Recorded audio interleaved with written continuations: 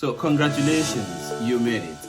Either you've been able to secure admission into a university as an international student or as an EU student, or you are able to secure a good job, especially a tech or health job in Ireland, and then you're wondering how you're going to go about it in terms of accommodation.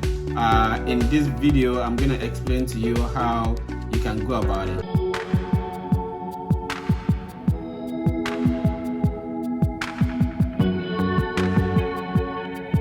Hi everyone, this is Ademola Kazim once again. If this is your first time of being on this YouTube channel, please kindly subscribe to the channel. If you've been here before, thank you so much for coming back. I hope I'm able to bring in more information that is useful for everyone. Today I'm about to talk about the elephant in the room in terms of accommodation in Ireland, and then how you can get your own accommodation if you're new in Ireland, especially in Dublin.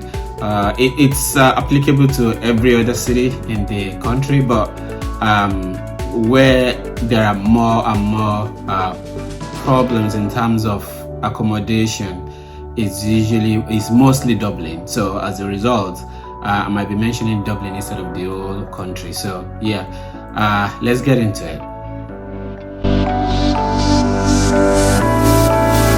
There are a lot of different ways by which you can go about this, but there are a couple of websites that are particularly useful for people to use. So one of the example is Daft.ie. That's where almost everyone goes whenever they're coming to Ireland. So one of the best way by which you could do this is, if you are in your home country, before you come into the country, one of the tricks and tips that you could use is basically, if you know someone in the country before you come in, it's usually advisable for you to talk to those people in the country and let them help you to maybe register with their phone, and then talk to people that have listed their accommodations on the website, so that they can talk on your behalf before you come in. This will help you to get an accommodation as fast as possible. As we all know, in a lot of countries, in a lot of countries, you as a student or someone that is single, that doesn't have a family, you don't really need like 2-bedroom house or 3-bedroom house for yourself, because it's a little bit expensive. Accommodation in Ireland, as we all know, it's a little bit expensive. I don't want to say very expensive, but I can say it's a little bit expensive. And apart from the fact that it's expensive, it is a little bit scarce. You would have to go through a lot of series of sending of messages on the internet.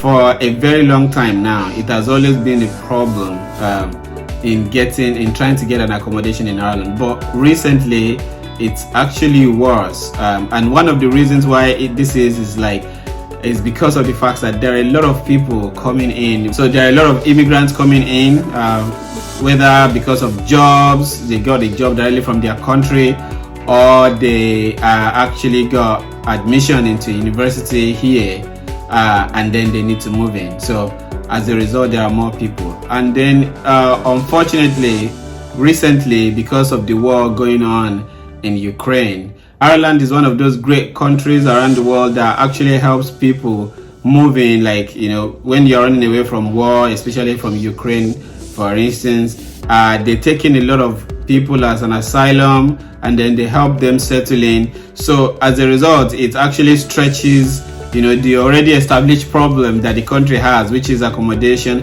It stretches it, because a lot of people now, there are more people looking for houses more than the available houses.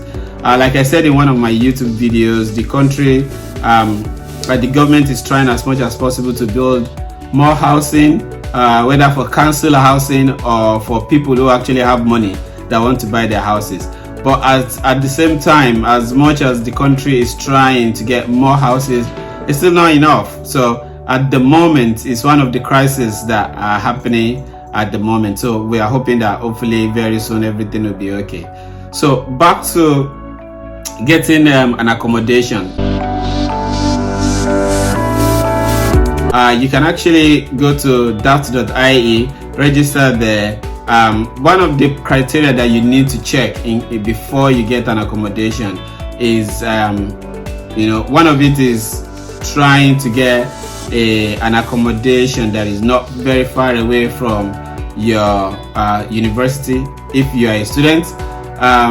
If you could get that would help you a lot. It will reduce how much you're going to be commuting and then how much you're going to be moving around. But another good thing here is that recently, because of the pandemic, a lot of universities and places of work, for instance, you don't really need to be at the university or at your place of work every day. So it is not really a bad idea. For instance, if your university is in Dublin, you don't really need to come to the university every day or go to work every day. Especially for people that are working in IT. Most of the jobs recently now, because of the pandemic, has taught us that we can actually function well, especially those jobs that you could actually do remotely. We can actually function well as remote workers, as well as we can function as in-person workers. So, but if you could get an accommodation maybe closer to Dublin, so there is a county around Dublin called County Meath.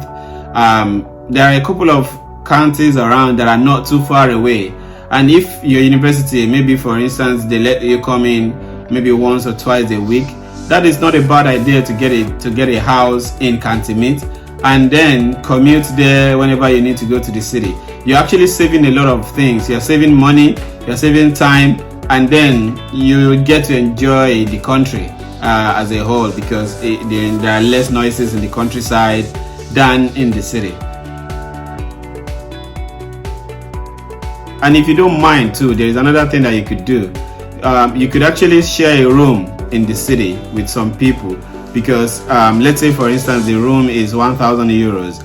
You could actually share a room with a couple of your friends, maybe one of your friends, and then both of you will share a room till you get yourself together maybe when you finish your university. That means that you're going to be paying like around 500 euros per month sharing a room, but it will be in the city, and it might be like around 10 minutes, 15 minutes, 30 minutes away from your university, which is not too bad considering what you're going to gain from it. Like, you're not spending too much money. And it's another advantage of that is that if you start working, there is every possibility that your job is going to be in the city.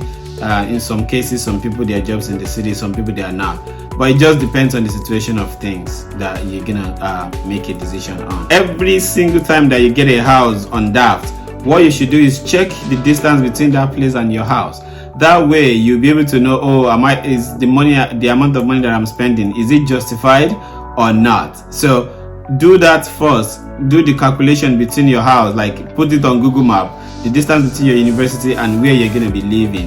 As a result, you'll be able to have an idea of whether you should take the house or if the house is too far away from your house. Then check the buses. Are you going to be taking 2 buses, 3 buses, 4 buses, or you're just going to take one direct bus? One direct bus is always a better idea, because if you have one direct bus, it makes your life easier. So you just take one direct bus 30 minutes away.